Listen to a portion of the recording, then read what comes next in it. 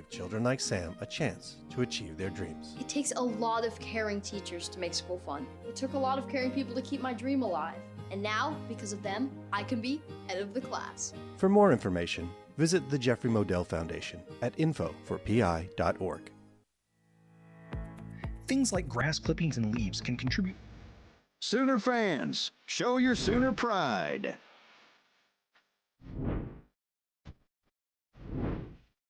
Crafted for SEC competition. Every OU fan should own a piece of Sooner magic. Made in America, like it should be. Get your official on-field OU football today. Hey Sooner Nation, join me Mondays at 7:45 a.m. and Thursdays at 4:45 p.m. exclusively on the Ref. Download the KREF app to listen from anywhere. All news with Tyler McComas and Parker Thune. You better lock it up. You better lock it up. No, you lock it up. You lock it up. Lock it up. Hit the guys up on the Riverwind Casino calling line at 405-329-9000. Text the show on the Knippelmeyer Chevrolet text line at 405-651-3439. Do it! Just do it! Now, with Locked In, here's Tyler McComas and Parker Thune. You know, on most game weeks, especially as we really get into the season, Wednesday kind of feels like the slow day of the week. Monday, you have the reaction from the Saturday before, or Friday before in this case. Tuesday, you got a press conference around here. Friday, you're getting all pumped up for the game. Thursday's a big look ahead. But Wednesday's kind of that in-between of if it was bad or there was a big storyline the previous game, still talking about that, but also looking ahead as well. We've got a lot more news on this Wednesday than I think that we normally would in a game week. We've got one player who will play, one player who won't play, and Brent Venables, man, showing that he's pretty disappointed with the whole DeMarco Murray situation. Any of those comments there from Brent surprise you with kind of how he laid out about how he feels about the entire situation? No, and I mean, it wasn't even clear to me what he's disappointed about. Was he disappointed that DeMarco Murray committed the infractions? Was he disappointed that DeMarco Murray has to be suspended? Was he disappointed that the NCAA still exists? It wasn't really clear. Yes, I'll speak for him on that. Yes, that's what he's disappointed in. I have no idea, but I hope that's it. So no Nick Anderson this Friday. That would lead you to believe that, A, Brennan Thompson is going to draw a start, as he is listed as the other co-starter at Nick Anderson's position. And maybe this is a little bit more of an under-the-radar, maybe not as obvious of a take, Tyler, but I wonder if that means we see quite a bit of J.J. Hester on Friday as well. It could, and I think that we've all collectively have talked enough about the DeMarco situation, and we'll bring it up maybe again this hour into the rush, but I think we all get the situation by now. So let's talk about who's actually available for Friday and who's actually going to play. And that's exactly where I wanted to start it. I mean, it's a bummer that Nick Anderson isn't playing on Friday. Do you need him to win this football game? I don't think so.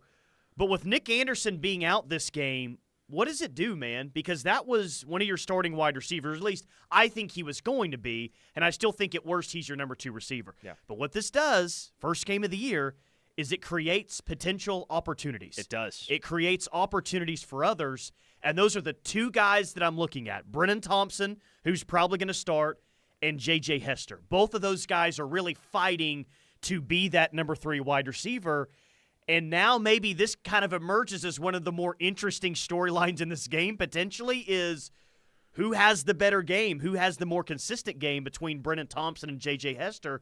That could go a long way in really deciding or seeing what their role is going to be this season. So it's a bummer that Nick Anderson's out, but it creates opportunities for not just those two, but several others as well. And if Nick Anderson was going to miss a game at some point, we've had the text, Nick Anderson, gosh, that injury bug, those Anderson boys, and I get it. Like, I get that.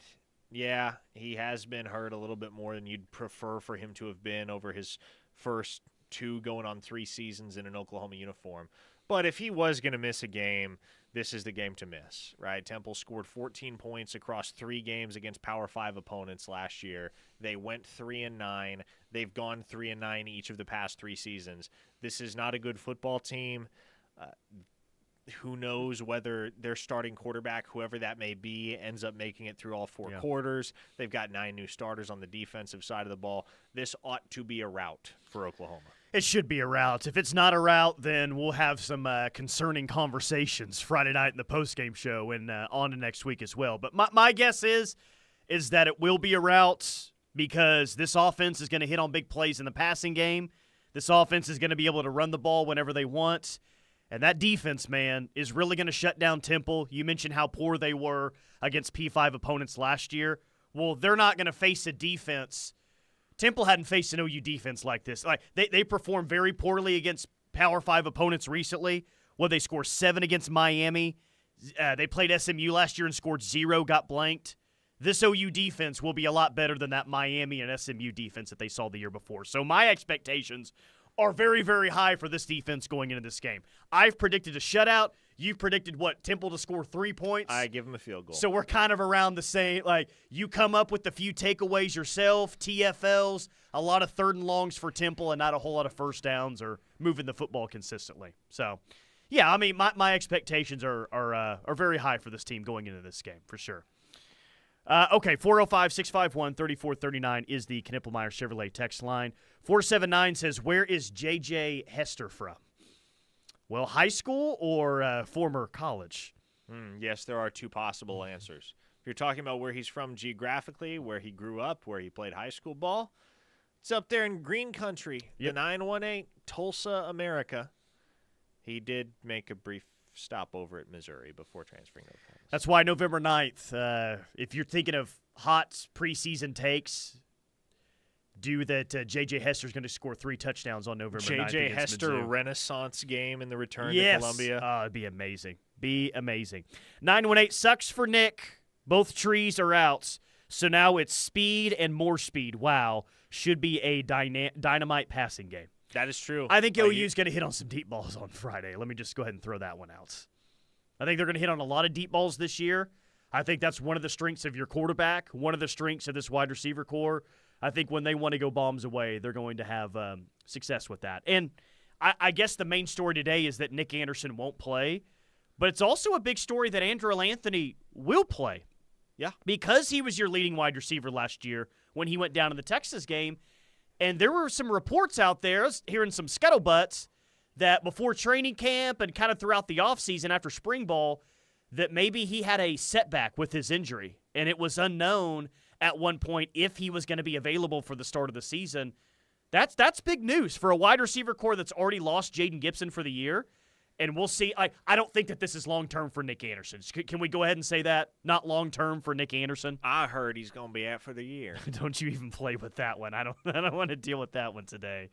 But that Andrew Anthony is back, and it kind of leads to another question for me, is this goes for Anthony, this goes with Javonte Barnes, who are both going to play on Friday. Is there a chance that they would play more than what they normally would against a team like Temple? Is there an urgency to really get your injured players from last year or guys that struggled to get in a groove more playing time to get them kind of in that groove to start the season this year? I mean, give me 10, 15 Andrew Anthony snaps, and I think you can probably call it good there, regardless of how many targets that is, regardless of how many routes run that is, just to get him back on the field at full speed, going through the motions. That's all I'm really looking for from Andrew Anthony because, as Sooner Bump says on the text line, we could throw Bert and Ernie out there against Temple. Just want to see disciplined play. I hope Friday's the type of night where you see a lot of Jaquez Petaway. Yeah. Or a lot of, Ivan Carrion. Hopefully it provides a stage, provides a platform for some of the guys that are stuck in the middle where you don't really regard them as clear redshirt candidates, but you don't really regard them as top-of-the-line depth chart options either. Hopefully Friday provides a platform for some of those guys to get the chance to shine. On the YouTube live page, what's up from SoCal? Cherokee Sooner says free DeMarco. Tommy Gallego says tuning in from Fort Sill. Jacoby says free spray tan. Patrick says, Bob Stoops, Dusty, YouTube Live. Dang, fellas, way to bring it. And that's something Caleb Kelly going to be more a part of the equation as well. So just making moves around here. No big deal. Yeah, I'm really excited. That's getting Dusty on, the big announcement today. That's you guys recently had him on an interview on OU Insider. No one has to check Dusty's credentials. We all know that he can talk ball. He's good. We are Excellent. the juggernaut, folks. The home of Sooner fans is the only place to be for OU talk throughout the football season and beyond. Yep. Patrick says, so I have a question for everyone. My daughter has a new boyfriend, and he's from Lubbock, which is bad enough that he just gave her a necklace with the state of Texas on it. It has not gone over well with our family. I think they're trying to recruit her. How should we respond in retaliation? Well, I think two can play at that game. Who gives a gift like that? You got to give him a necklace with the state of Oklahoma. Patrick, is your daughter even from the state of Texas? Has she lived there for very long? Where has she lived the majority of her life? And why, even if you're dating a girl, a necklace is great that you want to give to a gift, but the state of Texas? Am I the only one that thinks that that's a little bit odd there? Patrick, I'm on your side here. We got to figure out a way to retaliate to this individual. If this nice young man, I hope he's a nice young man, wants to buy your daughter a necklace, I think that's great. I think that's awesome. But one with the state of Texas on it? Jeez. Is that a little hubris, you think, for you're proud of the state? What is he going to do?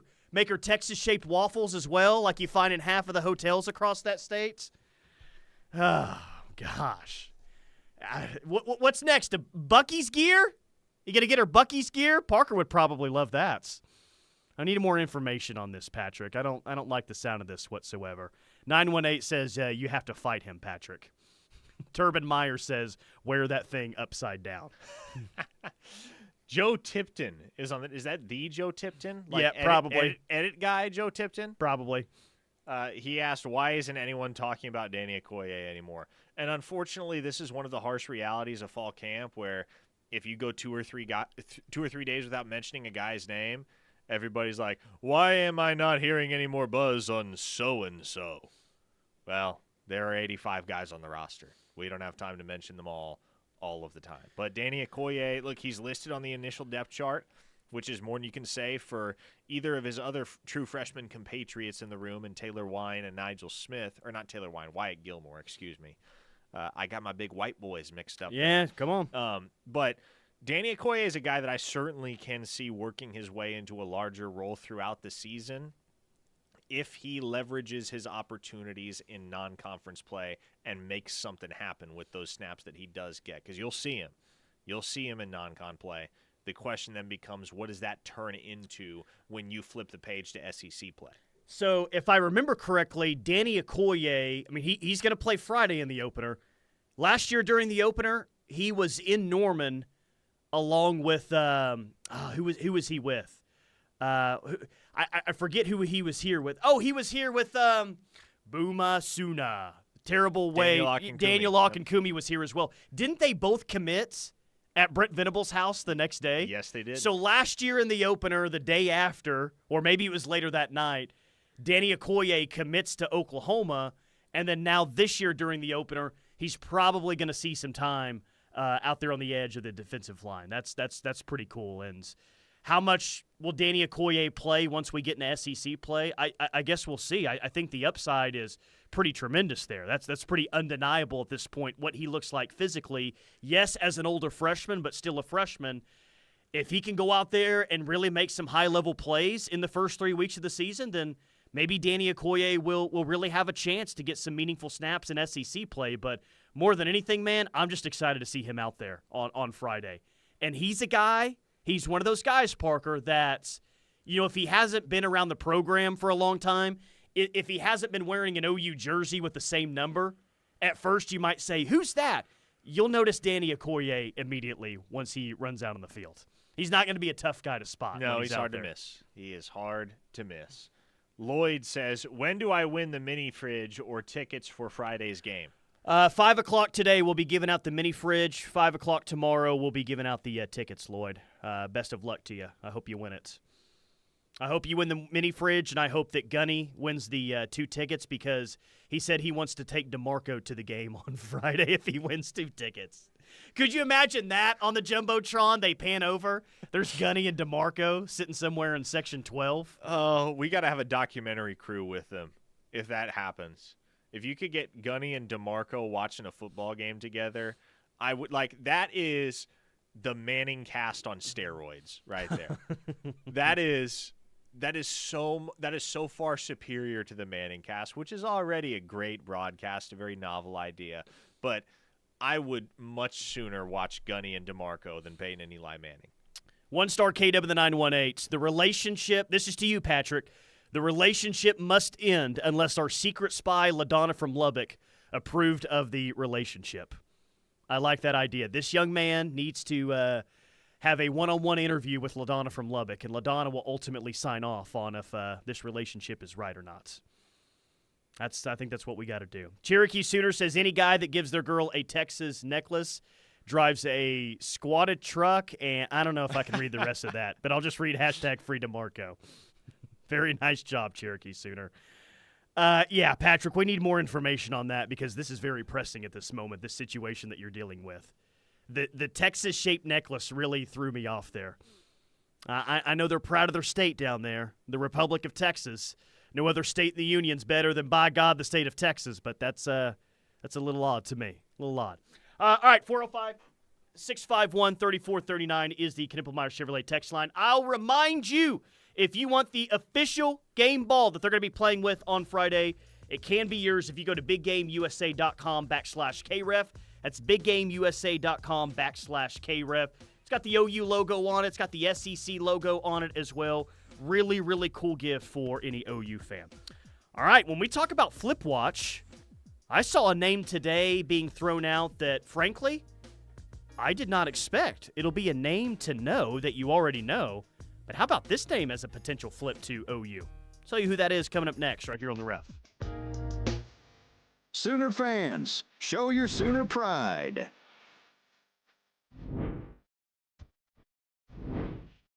Crafted for SEC competition. Every OU fan should own a piece of Sooner Magic. Made in America, like it should be. Get your official on-field OU football today. Hey, Sooner Nation, join me Mondays at 7:45 a.m. and Thursdays at 4:45 p.m. exclusively on The Ref. Download the KREF app to listen from anywhere.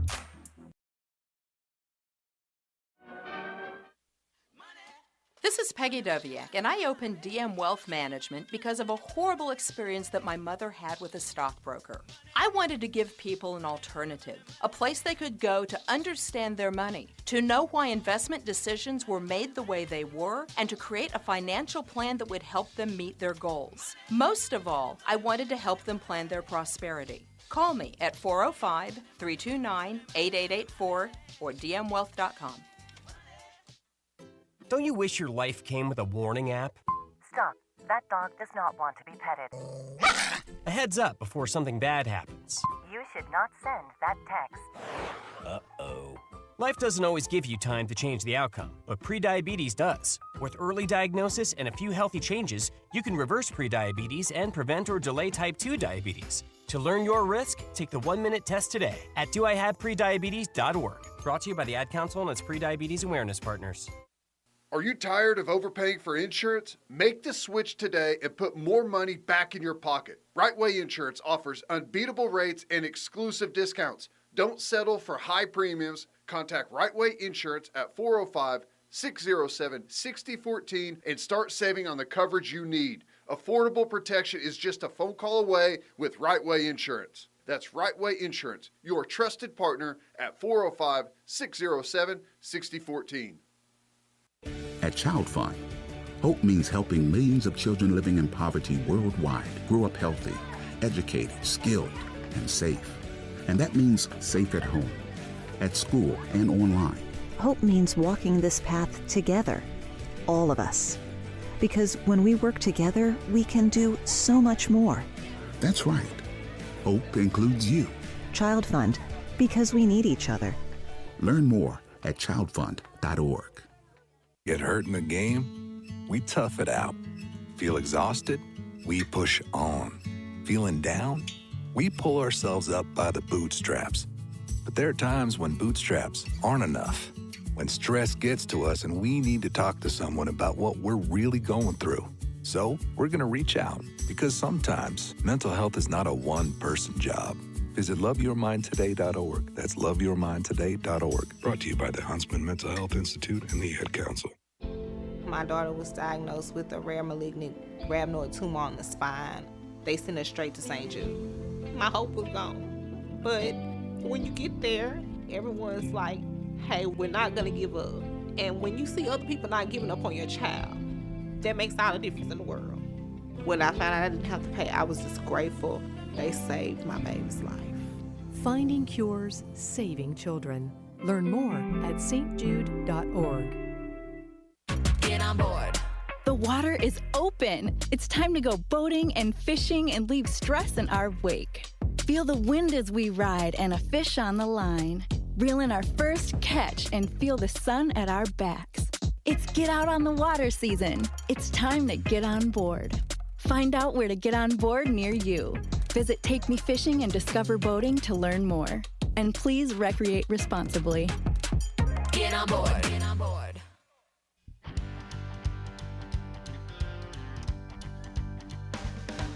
Locked in with McComas and Thune, live on the ref. We are the home of Sooner fans. Tyler McComas, Parker Thune. Join us on YouTube Live every single day for Locked In. Just search KREF Sports. Go subscribe to our channel there. That's KREF Sports. You can watch us and hop in the comments as well. We try to mix in comments from YouTube Live from time to time. And, of course, we have the Knippelmeyer Chevrolet text line, which is 405-651-3439. We'll get back to the OU Temple game on Friday. 2 days away. We're almost there. Some other college football games across the country as well. But how about some Cruton first? Your boy Marshall Levinson over there at Rivals has Mid-South spotlights, 4 prospects on FlipWatch. And the name that he has on FlipWatch for OU is one Lamont Rogers, who committed to Missouri back in July. It says Rogers chose Mizzou in July over OU, Texas, FSU, SMU, and A&M. Oklahoma was thought to have serious momentum in the weeks leading up to this announcement, but things shifted late to Missouri. The Tigers have shown to be an NIL force when they want to be and have taken advantage of that in Texas the past 2 cycles. As the year progresses, says Marshall Levinson, I view Oklahoma as a candidate for making some noise with a late push for the 6'8", 305-pounder. You buying it? Top 100 player out of state of Texas? I will be candid with you, Tyler, when I say that I'm not counting on Lamont Rogers signing with Missouri. But if he does flip, I think it would sooner be to Texas A&M. That's than been to more of the Oklahoma. buzz here recently, yeah. Because Michael Fasusi. Because 1 week ago, the Sooners got a commitment from the best left tackle in the class, in Michael Fasusi. And Lamont Rogers is a left tackle all the way. And Oklahoma's still very heavily in the mix for Andrew Babalola. Let's not forget that. So you have that hanging in the balance. And Babalola would be commit number 5 for Oklahoma up front. They don't need 5 commits in this class. They'd be fine with 4. And I don't think they're really going to press the issue, because the thing that you would have to do in order to flip Lamont Rogers from Missouri is offer a crap ton of money, right? Sure. I think we all understand that. Yep. Is Oklahoma going to offer a guy like Lamont Rogers a crap ton of money when they already have Michael Fasusi committed? It's an entirely different conversation if Fasusi is a Longhorn right now, or if he's an Aggie. But because Fasusi is a Sooner, I no longer see. Like, it was easy to see this scenario playing out 2-3 weeks ago where Oklahoma made another run at Rogers. But with Fasusi on board, I no longer see Oklahoma pressing the issue with Rogers down the stretch. Yeah, I don't think much has, like you're saying what we were talking about 2 or 3 weeks ago, I don't think really much of anything has changed since then. Because what we said then is, all right, if you don't get Michael Fasusi, then OU's not going to stop their pursuit of trying to get one of these top 100 offensive linemen. Maybe they ramp up their pursuit even more with Andrew Babalola. If that doesn't work, maybe they come back around to Lamont Rogers and say, hey, let's make this right of what you're exactly looking for. So if they didn't get Michael Fasusi, I would believe a lot more in, OU and Lamont Rogers being a thing. But since OU's gotten their left tackle, since they've really got a full offensive line class, that's nice to read. That's nice to hear from Marshall Levinson, and he does a really good job. But I'm not in any way going to get my hopes up that OU ends up getting Lamont Rogers, because the buzz around Texas A&M has been pretty significant there for the past few weeks. And I'm with you. I would bet that Lamont Rogers does not sign with Missouri on signing day. I bet he stays home in the state of Texas. And Mom's going to have a much better reaction, I would guess, if he stays in-state to Texas and doesn't go up to Columbia. Yeah, now admittedly, last year at this time I would have said I don't think Williams-Nwaneri signs with Missouri. And lo and behold, he did sign with Missouri. So Missouri kind of has the trump card in their pocket that they can always just throw more money at a problem on the recruiting trail. If they want to go that route, if they're compelled to go that route via a push from another school. So I'm not saying it's a 0% chance the kid signs, but what I'm saying is I'm not counting on that Missouri pledge sticking right now. I think that one's a long way from over. Oklahoma's probably not going to be too involved, though. Sooner fan in Texas headed to Norman tomorrow on the Amtrak train from Fort Worth for Friday night's game. First time ever on a train, and not a better reason than to watch the Sooners. That's super cool. I've still never been on a train. The Heartland Flyer. I've been on an Amtrak from Boston to New York and New York to Boston. I believe that's the only train that I've been on before. 3 hours. Yeah, it's not bad. It's actually, I don't know about the Heartland. I think it's called the Heartland Flyer, at least it used to be. I don't know about that trip from Fort Worth to Norman. I'm sure it's fine. I'm sure it's fun. So, yeah, enjoy it. Sooner fan in Texas, report back next week to how your experience is. I'd be interested to hear it. Dan says there's been some evidence that would indicate Sarkisian might have fallen off the wagon. Not making joke about alcoholism, but I will consume content about Texas maybe having a problem. Maybe having a problem. Well, I'll tell you. I'll read you a text I got at 1:31 p.m. today, just over an hour ago. Mm-hmm. There are some serious problems in that locker room right now, referring to the University of Texas. So, again, I don't claim to know all the inner workings of that athletic department, but I do consider that individual to be pretty reliable with regard to all matters concerning the University of Texas. They upset at Deputy Ewers for doing all the commercial times there with Boz, and I don't know if it centers around the quarterbacks or not, but they do have an interesting situation right now with who their two quarterbacks on the depth chart are. But not what you would want to hear if you're a Texas fan, and thank God none of us are, with the season in Austin approaching in like 3 days. There was a Message Board Geniuses post this morning from the A&M site that said, it was a little bit more outlandish to what you just said, right? Like, there's a reason that it made Message Board Geniuses, but the gist of it was like, yeah, Sark, I don't know, and there could be some issues going on in that locker room in Austin. But if that's what you're hearing from Austin, then that's a fascinating situation. Expectations are a hell of a thing, aren't they? When you're not used to living up to them. This year is going to tell us a lot about Sarkisian and Texas, because now not only do you have the expectations, but the expectations are different in the sense that there is it's a different deal than you've been dealing with for the past 15 years because there's precedent now. There's a reason people have these expectations. It's not just blind hype. It's not just, they've really assembled a solid roster. This is the year that they're going to break through and get back to the upper crust of college football. No, they went to the college football playoff last year. Now there's a standard to uphold, not a standard to which to merely reascend. 405 guys, did Pole Assassin make an appearance in the locker room? She retired from being the Pole Assassin. She had that Instagram quote a couple of weeks ago. And maybe that would have brought the team back together if Pole Assassin made an appearance. I guess you never know. I do have some miscellaneous OU football stats, OU football over-under for you. Okay. I have 1, 2, 3, 4, 5 of them for you. I'll get to all 5 of them this segment. Text line, you can interact as well. Who scores first this season? Billy Bowman or Peyton Bowen? And that's not just special teams. Yeah. That's obviously factoring in defense as well.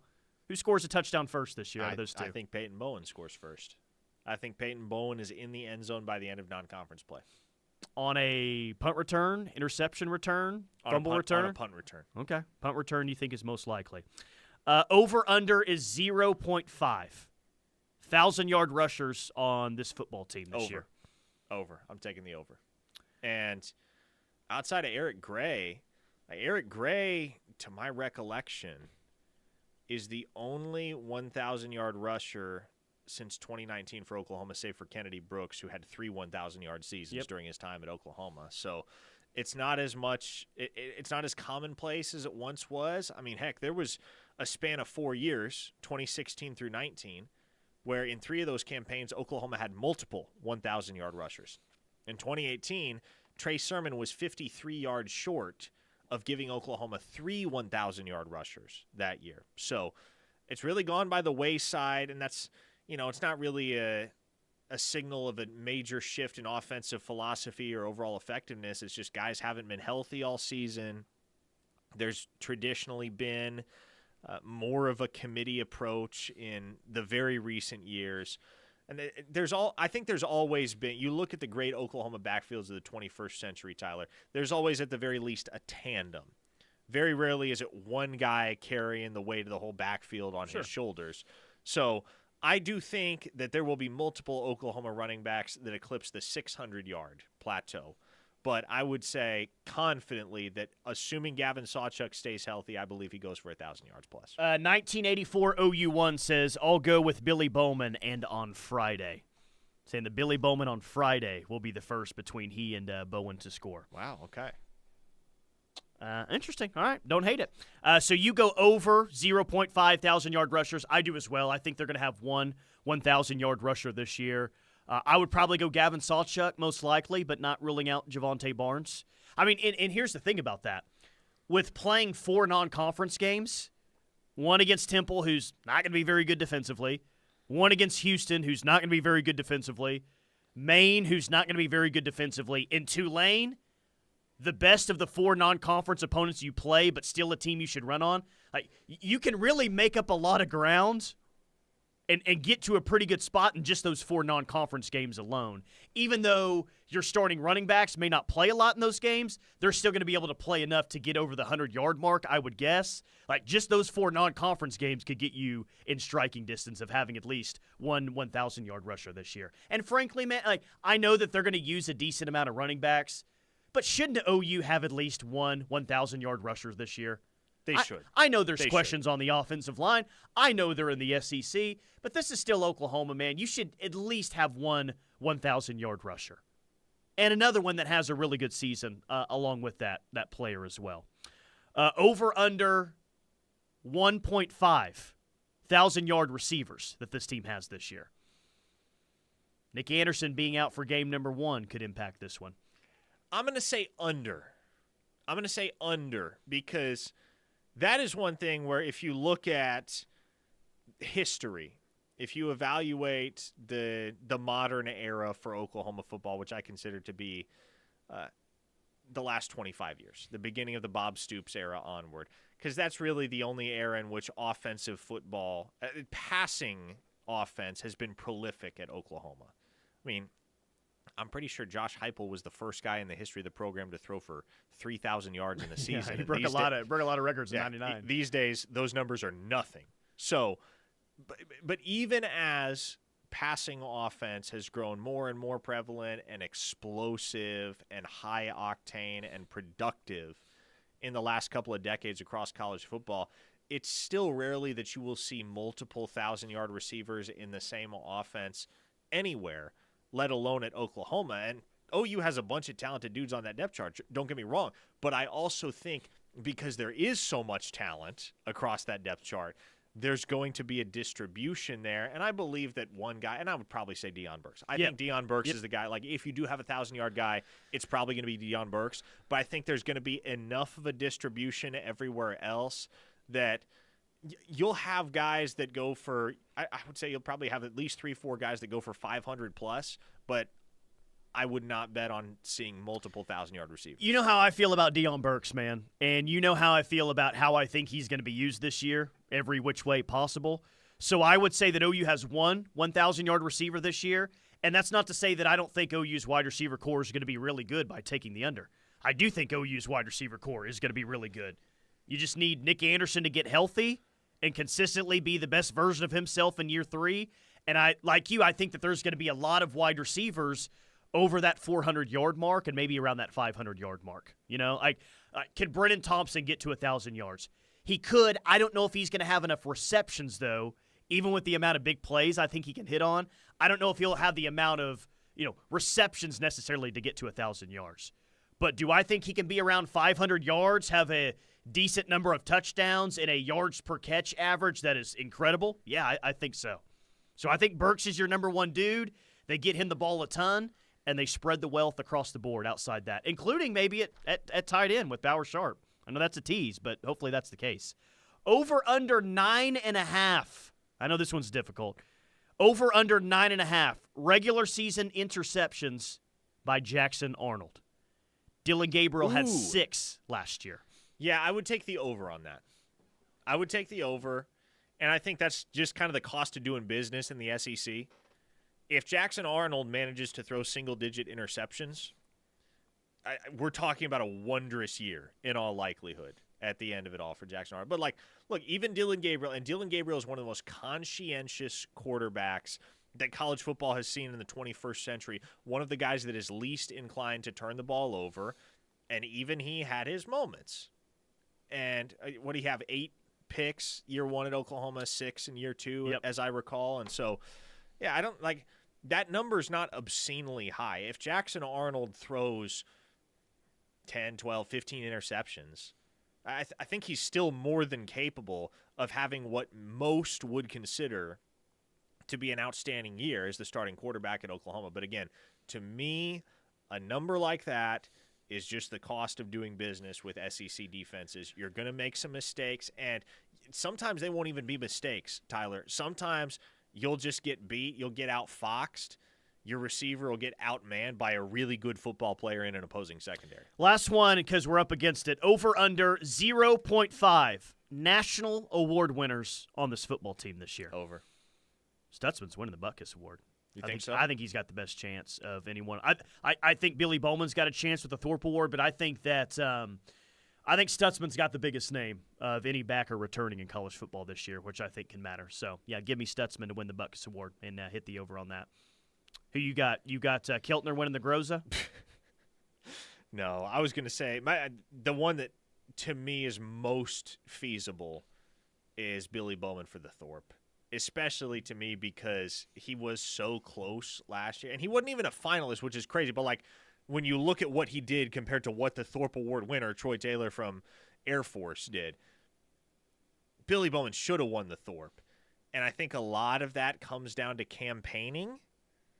And so no doubt if Billy Bowman has another outstanding season, which I expect him to have, the university and the folks involved with social media and PR and all that, they're not going to make the same mistake twice, and they will make sure that there's a strong campaign to get Billy Bowman the Thorpe. A lot of text, a lot of YouTube comments to get to. We'll do them both next. 405-651-3439. Final segment of Locked In coming up next. Sooner fans, show your Sooner pride.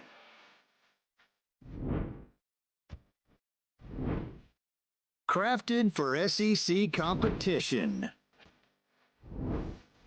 Every OU fan should own a piece of Sooner Magic. Made in America, like it should be. Get your official on-field OU football today. Hey, Sooner Nation, join me Mondays at 7:45 a.m. and Thursdays at 4:45 p.m. exclusively on the Ref. Download the KREF app to listen from anywhere. The Jimmy Austin Pro Shop carries the best brands you can wear to work or even dress up events. Lines such as Lululemon, Travis Matthew, FootJoy, Greg Norman, Grayson, or Turtleson with the OU and Jimmy Austin logo are sure to catch everyone's eye. You don't have to be a golfer to shop at Jimmy Austin. They also do corporate special orders for you and your company. Call them today, 405-325-6716, or visit theougolfclub.com for more information. Discover a worry-free roofing experience with Kennedy Roofing, where you'll have a dedicated team with over 50 years of industry knowledge behind you. Tyler McComas here, proudly representing Kennedy Roofing, your go-to family-owned roofing experts located in the heart of OKC. Licensed and bonded in the state, they are committed to delivering top-tier service for projects large or small. Explore newroofok.com or call 405-704-3377 to secure your inspection today. Kennedy Roofing, where dedication to excellence starts and ends with their customers.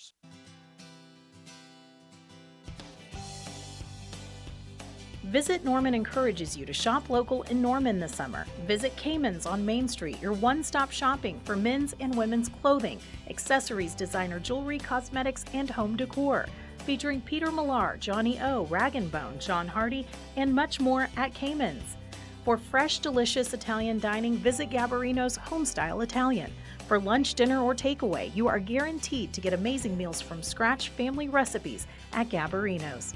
Hit the driving range or play around at the Westwood Golf Course. It's easy to book a tee time online, pick up a bucket of balls, or enjoy the delicious Turn Grill at Westwood Golf Course. When you shop local, you are supporting businesses that give back to community events, schools, sports, and local nonprofits. However you enjoy summer in Norman, remember to eat, shop, and play local.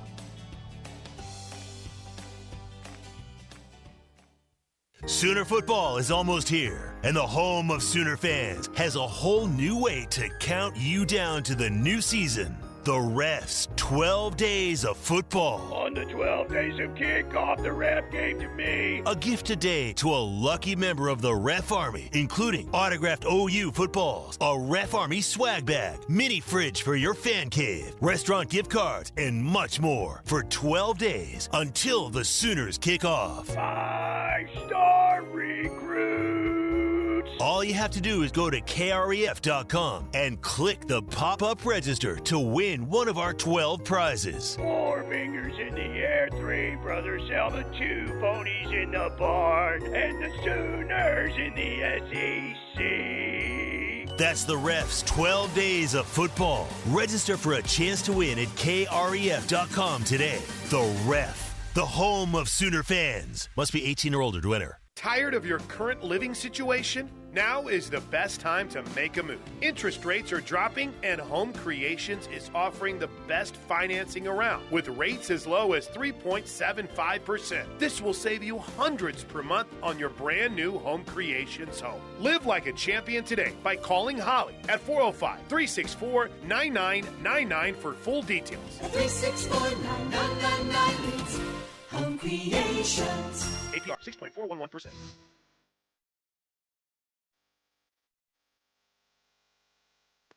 Dorsey Jones, Buick GMC in El Reno, bringing this hour of Locked In with McComas and Thune. Dorsey Jones is family owned and operated, established in 2020, but many of their employees have been there for more than 20 years. They sell Buicks and GMCs, which are some of the best trucks and SUVs on the road. Dorsey Jones, Buick GMC in El Reno. We were welcomed to the station with a surprise today. How about Heyday bringing in some food today? We both had a burger, or at least I did. I think you had a burger I had as a well, burger. right? Yeah. Fantastic. I had the jalapeno burger. Which one? Did you go mushroom, mac and cheese burger? I went with the, what do they call it? Whatever the barbecue burger is called. It might just be called the barbecue burger. Dang it. I didn't know they had a barbecue burger. The jalapeno one I had was really good, but I would have loved to try the barbecue burger. So. Yes, it is just called the barbecue burger. by the Oh, way, yeah. so Well, there you go. I like that. It's just straight to the point, right? Know what you're getting there.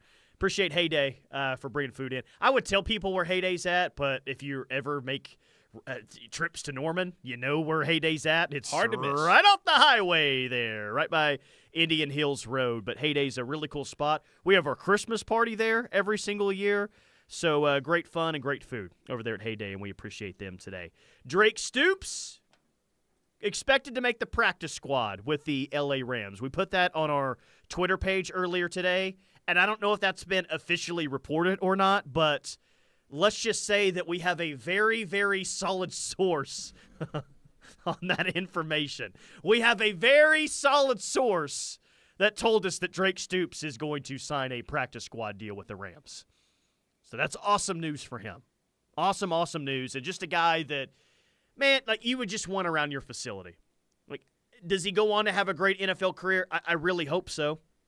But you know that he can, have a role on special teams for you. You know he can block on the outside. You know that you can trust him. He's going to kind of do the right things on and off the field. Just to have that guy in your facility, I think is a major plus. So congratulations to Drake Stoops. Sounds like he's going to get a practice squad deal with the LA Rams. Happy for him. And in other OU NFL news, I guess another former Sooner is going to Kansas City. As if they didn't have enough already. Boy, Andy Reid and the Chiefs really like them some OU DNA. Samaje Perine has been signed by the Chiefs today.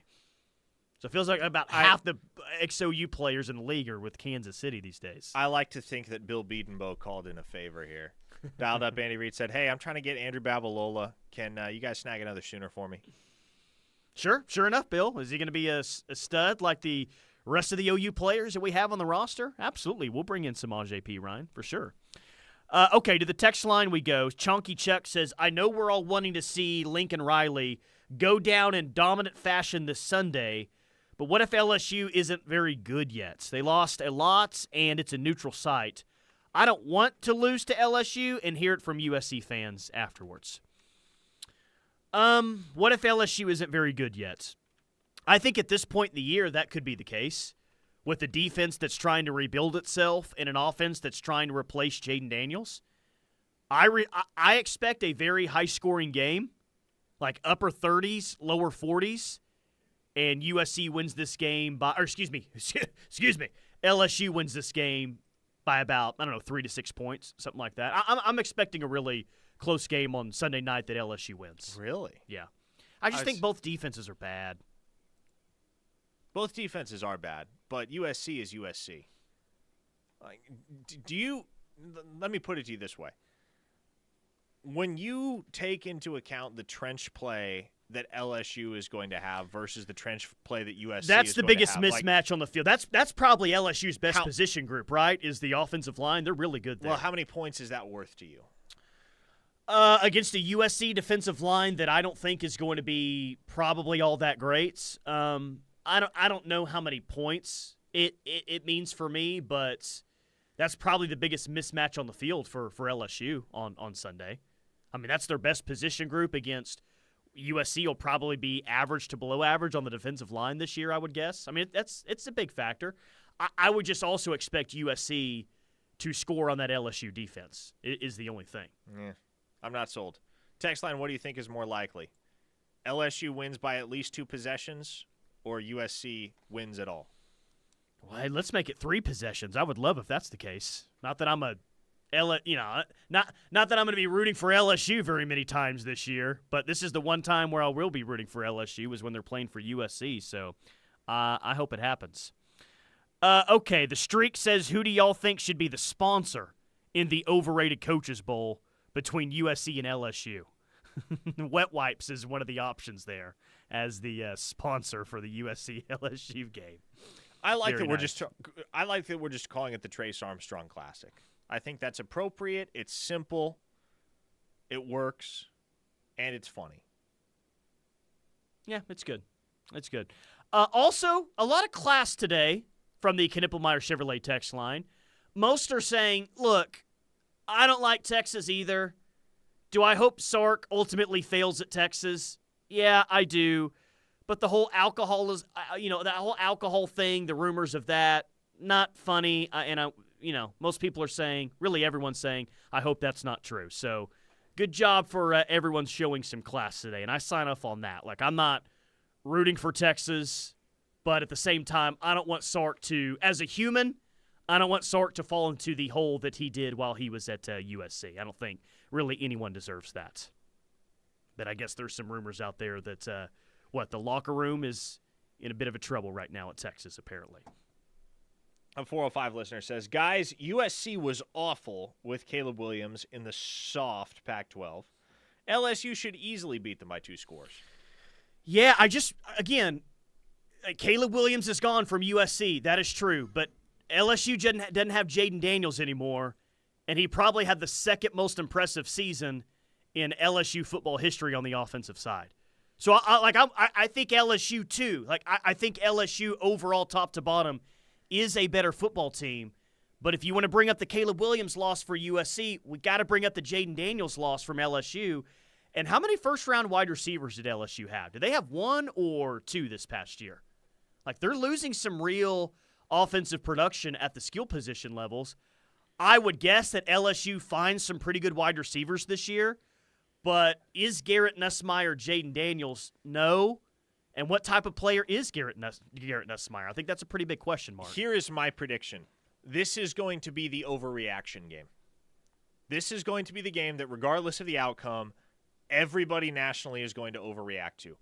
Last year, this game was Colorado-TCU. Oh, dude, we couldn't get Colorado off primetime after they beat TCU. Correct. No And pun intended. I sat here on this seat on Monday, and I said, do not draw any conclusions from the outcome of that Colorado-TCU game because we have no idea how good TCU is. We have no idea how good Colorado is. Week 1 is a very, very small sample size. There will be a lot of outliers in terms of results. There will be things that are worth paying attention to and monitoring, and there will be conclusions worth drawing. But I feel that this LSU-USC game is kind of primed for that. No matter what the outcome is going to be, everybody is going to walk away with some sweeping judgment about either LSU or USC that is probably going to be inaccurate to a certain degree. Well, we saw that, I think, even 2 years ago. Remember the first time that Florida State and LSU played? That was in the Superdome. LSU could make a field goal that game, if I remember correctly. And it was, Brian Kelly sucks. The fit is terrible. It's not going to work out. And maybe that does end up being the case, but that LSU team ended up winning the SEC West that year and ended up playing for an SEC championship. So, correct. Yeah, there will be some big overreactions that happen, I'm sure, in that game, week 1. The only reaction that'll be correct is that Muleshoe and his program are soft, and they're going 7-5 in the Big Ten. Let's hope that's the case. I can't wait for week 1. I'm just not really need LSU to win this game. Really need Muleshoe to get off to an 0-1 start. And the fact that LSU's lost 4 straight season openers is absolutely insane to me, man. Insane that they've lost 4 straight openers to start the year. It's crazy. Okay, a lot of text rolling in. Patrick says, I think USC is going to be better without Caleb, more structured offensively. More structured with Miller Moss. You cannot convince me that any offensive scheme anywhere is better without Caleb Williams than with him. I'm sorry. And maybe that's an overly simplistic way of looking at things. That's how I see it. If given the choice between Caleb Williams and pretty much any other quarterback, I would take Caleb Williams, regardless of what kind of offense you run. Cool Mo J, I really need USC to win enough games to get to the playoffs. And I need OU to do the same thing. And then I really, really need the playoff gods to put OU and USC together before Lincoln gets fired. We need to be the reason Lincoln gets fired, dominating them and stomping them into the ground. That is my dream. That is what I demand. So we've heard it this offseason a little bit of, were Oklahoma fans right about Lincoln Riley? Were they right about this whole thing? It seems people nationally are starting to come around to the idea of, man, they may have acted a little psycho in the moment there, but maybe they were overall right about Lincoln Riley. Would that be the final nail in the coffin for the way that people acted around here in the big takes if OU were to play USC and just hammer them because they're like, if OU were to play USC, Parker, and USC gets beat the same way that OU was getting beat in the playoff when Lincoln Riley was the head coach. If OU was to do that to USC, I feel like that would be the final nail in the coffin for everyone saying, oh, yeah, Oklahoma fans were right, and they got it right with their hire after that guy left. And if OU and USC faced off in the college football playoff and OU won that game handily, you know what Muleshoe would be saying in the post-game press conference. We're close. Obviously, season didn't end the way we wanted to, but we're close. We're really close. I don't know if y'all understand. I don't know if the country understands how close this program is. We're right there. Just right there. You guys don't – it's not just we're close. It's, well, you guys don't understand. You guys don't see it. I see it. We're close. We're a lot closer than you guys think. It's like, you guys don't know anything, all right? I know everything, and trust me, I'm telling you that we're close to this. Yeah, okay, dude. 731 from the state of Tennessee. Y'all see where old Jimbo is going to sports radio for the moment? Nuh-uh. Yep. Jimbo's doing sports radio? He's doing sports radio. In Houston, or where's he doing sports radio at? I think in Louisiana. Oh, really? Right? That's where Jacob Hester does a show. That's ESPN Baton Rouge. That's where he's going to be, at ESPN Baton Rouge? So. I thought I saw that he was going on Jacob Hester's show. Oh, that's what T-Bob Abear and Jacob Hester. They're the morning show. That is fantastic. That's the station that was set up right next to us at SEC Media Day. Imagine if Jimbo Fisher, while we were at SEC Media Day, was sitting right next to us on a radio interview. Oh my gosh, that would have been something. That would have been incredible. All right, 3 more hours of OU football coming your way next hour. I did want to throw this out there because I know maybe some are tired of hearing about the whole DeMarco Murray situation, but there's some restrictions on him in recruiting. I think after the season, correct? I would have to read it again. He's already got Jonathan Hatton committed. Yeah. Caden Jones, like they're probably in a pretty good spot for it. All that to say, whatever those restrictions were, I don't think it's going to amount to much because OU's already got 1 running back commits, and I would think that they probably end up getting Caden Jones in this class, which is an in-state kid. I think so too. Nothing's a given there. I think he's going to play out the process and evaluate all his options, but yeah. I think OU's in a pretty good spot long-term to get that kid. Travis Davidson joins me on this Wednesday. Keep it locked on the Ref. We're the home of Sooner fans. Football. You love it. We love it. You live it. We live it. You need it. We got it. Nobody covers college football better. The Rush. Right here on the Ref Sports Radio Network. You're listening to the home of Sooner fans, KREF, Norman, Oklahoma, and streaming live on the KREF app.